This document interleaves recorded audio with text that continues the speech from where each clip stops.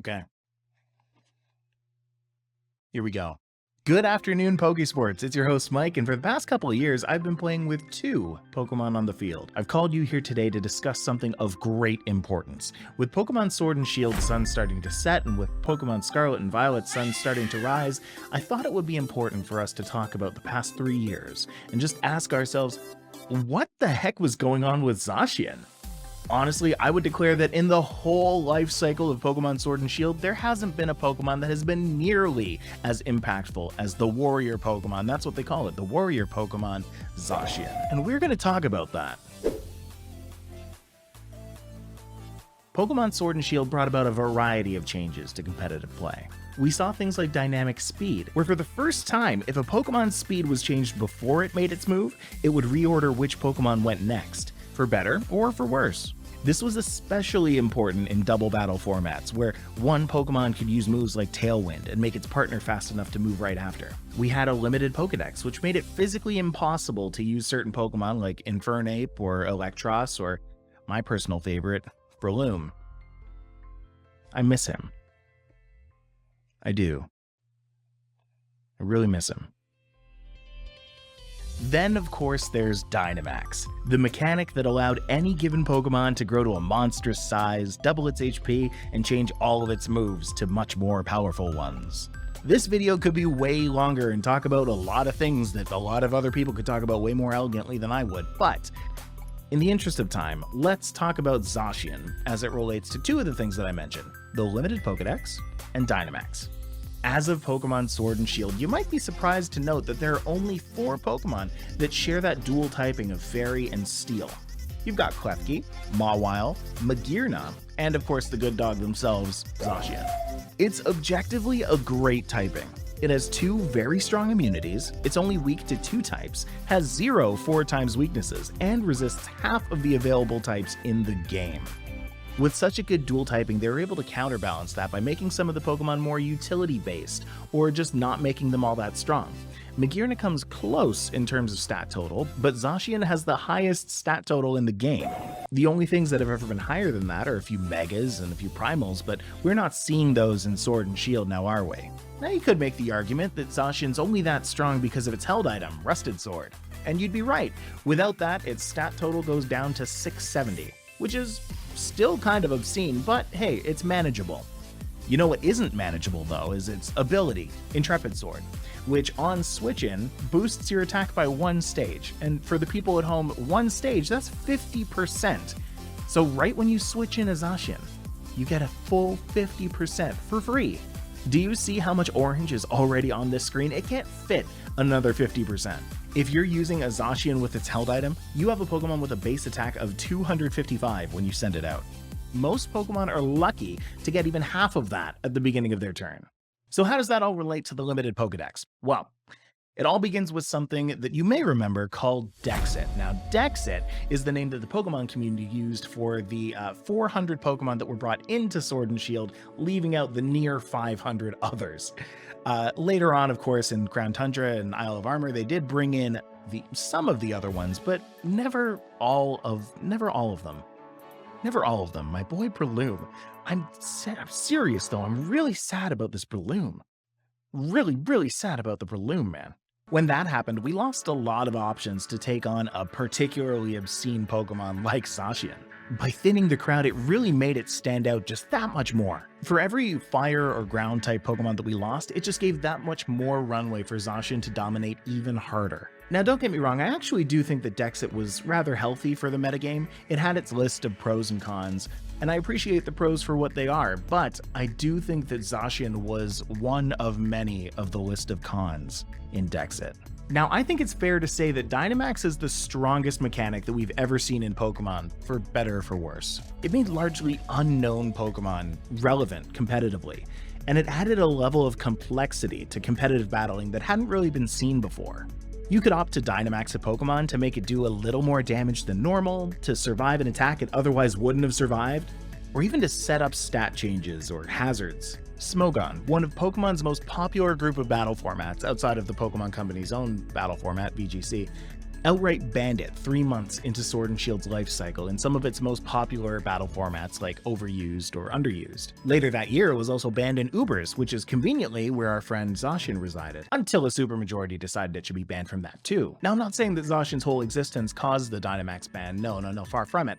But if you know Zashin's whole deal, you kinda know where I'm going with this whole Dynamax anecdote anyway, and if not, let me help get you there. Zashin cannot Dynamax. Zashin is instead the antithesis of Dynamax. It is half of Sword and Shield's answer to their own Dynamax mechanic. See, Zashin Crown Form, which is what you get when you give it its held item, Rusted Sword, comes baked in with its own signature move, Behemoth Blade. 100 power, 100 accuracy, which is, again, pretty rare. It also has a really cool animation too, which I would continue to this day to think that it's cool if I didn't see it a million times. Nah, never mind, it actually still looks really cool. What makes it a nightmare though is that its power doubles when you use it against a Dynamax Pokemon. So again, when a Pokemon gets really big, you remember its HP doubles. You use Behemoth Blade and its power doubles to match. So you're always going to be doing the same percentage of that Pokemon's HP bar, whether they're Dynamaxed or not. So let's recap. Zacian is a Pokemon with the highest stats in the game, increases its attack stat even more when you bring it in, has 2 resistances, 2 weaknesses, fire and ground, neither of which being a 4x weakness, resists half the types in the game, and although it can't Dynamax, it has a wickedly powerful move that doubles in power against Sword and Shield's own mechanic. That guy's on the box. Now you might be asking yourselves, how would anybody go and deal with a Pokemon like that? Well, in singles, supermajority ban. But in VGC, something rather interesting happened. Any series that Zacian found itself in, it rose to the 2nd or 3rd most used Pokemon. In 2022's Pokemon World Championships, out of the top 16 teams, Zacian was brought in 11 of them, making it the 2nd highest used Pokemon in that group. And again, these are the top 16 in the world. Now, what's number 1? What's the Pokemon that was brought ahead of that? The only Pokemon that was brought more times than Zacian had these characteristics. It lowers an enemy attack stat when you switch it in with its Intimidate ability. It has a move that can lower an attack stat even more. It's a fire type, and it can use Fake Out to flinch a Pokemon, but get this, it fails if the Pokemon's Dynamaxed. That Pokemon, of course, is Incineroar, where Zacian currently sees about 60% usage in this series metagame, and close to that in Series Pass, Incineroar sees over 70. In the Pokemon World Championships, you remember how I said that Zacian was brought in 11 out of the 16 teams? Well, Incineroar was brought in 13 out of the 16 teams. Now, Incineroar has uses outside of dealing with just Zacian, and that's part of what makes it so good. But really, I would say that the biggest use for Incineroar right now is to deal with Zacian. Because without Incineroar or something like Incineroar, Zacian would just be running wild. Now, a similar thing happened in Ultra Sun and Ultra Moon. The Big Cat was called in to deal with things like Primal Groudon. It's not that Incineroar is the villain, it just has a very particular set of skills. It deals with Pokemon that would otherwise dominate the meta. And honestly, it's pretty nice that it's around, because without it, I just don't think I want to be in that space. Behemoth Blade, Behemoth Blade, Behemoth Blade, Behemoth Blade, Behemoth Blade, Behemoth Blade, Behemoth Blade, all the Behemoth Blades. I don't know who you are, but I will find you. And I will parting shot you. Soon we'll have the new games, Scarlet and Violet, upon us, and we'll see in what ways Zacian will be brought into the game. We can only assume that it will, because that's just kind of how it's always been. The legendaries always find their way into the new games. Maybe it'll leave its held item behind. Without Rusted Sword to turn it into its crowned form, again, it can still be a pretty nasty Pokemon, but again, manageable.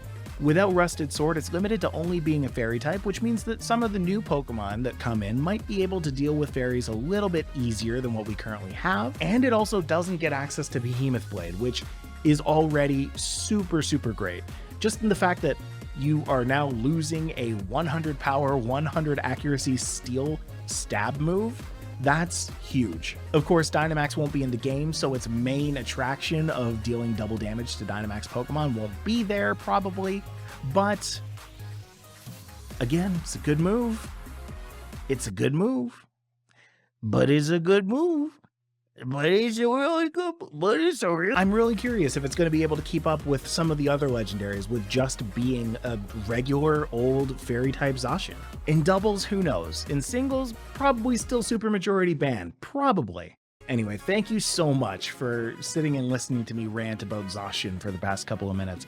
It's been a video that I've had in the back of my head for so very long, and that I think I could have probably made at any point during Sword and Shield's life cycle, but I feel like with each passing month, there's something new to talk about with Zacian, be it either the World's Championships or Series 12 or Series 11 or singles, the ban that happened. There's just so much that keeps happening with this Pokemon that it just makes it so interesting just to watch and see what's going on with it. And if there's any other type of topic that you want to hear me talk about, please do let me know in the comments down below, and make sure you're subscribed to Pokésports, because we're going to be putting out so much Scarlet and Violet content, either talking videos like this or actual battle videos. Let us know the kind of things that you want. We are here to entertain you. Anyway, I'm Mike. I play with 2 Pokemon on the field for now, and I'll see you in the next video. Bye-bye. Zacian cannot Dynamax. It is instead the antithesis of Dynamax. It is Pokemon Sword and Shield's own answer to their own mechanic. And the other half, of course, being Zamazenta, but to that I say, who?